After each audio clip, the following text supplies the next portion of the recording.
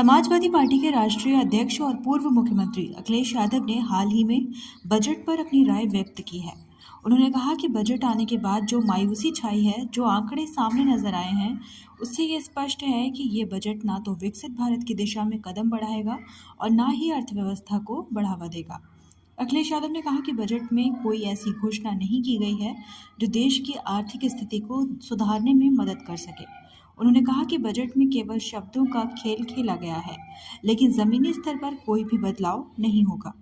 उन्होंने आगे कहा कि बजट में गरीबों, किसानों और मजदूरों के लिए कोई भी विशेष प्रावधान नहीं किया गया है। उन्होंने कहा कि ये बजट केवल अमीरों के लिए है, जो उनकी संपत्ति को और बढ़ाएगा। वहीं अखिलेश यादव ने कहा कि समाजवादी पार्टी इस बजट का विरोध करेगी और देश के लोगों को इसके खिलाफ जागरूक करेगी। भारत सरकार का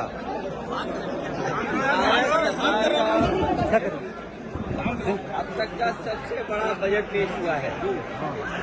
भारत सरकार का लगातार ये दावा रहा है कि आने वाले समय में दुनिया की 5वीं अर्थव्यवस्था से वो नंबर 3 की अर्थव्यवस्था में पहुंच जाएंगे और नौकरी, रोजगार, किसान की आय और विकसित भारत का एक नक्शा उन्होंने तैयार किया है। विकसित भारत का एक रोड मैप तैयार किया है। लेकिन बजट आने के बाद जो मायूसी छाई, जो आंकड़े सामने नजर आए कि न इससे विकसित भारत बनने जा रहा है, न इससे कोई अर्थव्यवस्था जिस रफ्तार से बढ़ना चाहते हैं बनने जा रही है, न किसान की आय दोगुनी है, नौकरी के नाम पर भी रोजगार नौकरी नहीं दे पाई सरकार। जो लोग कहते थे मैन्युफैक्चरिंग में हम मेक इन इंडिया या और जो नारे दिए थे, जब वो सब असफल हो गए तो चोरी छिपे जानबूझ करके वो बिल लेकर के आए हैं। बिल इसलिए लाए हैं कि बजट की मायूसी है, बजट से कोई उपलब्धि नहीं है, इसलिए जानबूझ करके अपना पुराना जो उनका तरीका है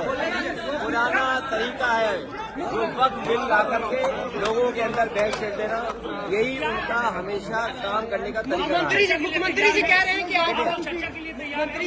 कि आप जिस तरीके से कोविड वैक्सीन लगवाए उसी तरीके से आपने स्नान भी किया। मुख्यमंत्री, मुझे तो इस बात की खुशी है कि आने वाले समय में हम लोगों को कपड़े पहन करके स्नान करना होगा। भाई ये चीज तो हमें सीखनी चाहिए। ये जो चीजें सीखने की हैं वो हमें अपने मुख्यमंत्री से सीखना चाहिए कि पूरे वस्त्र पहन के स्नान करना चाहिए। बनारस वालों आपसे बेहतर कौन नहीं जानता होगा स्नान कैसे किया जाता है।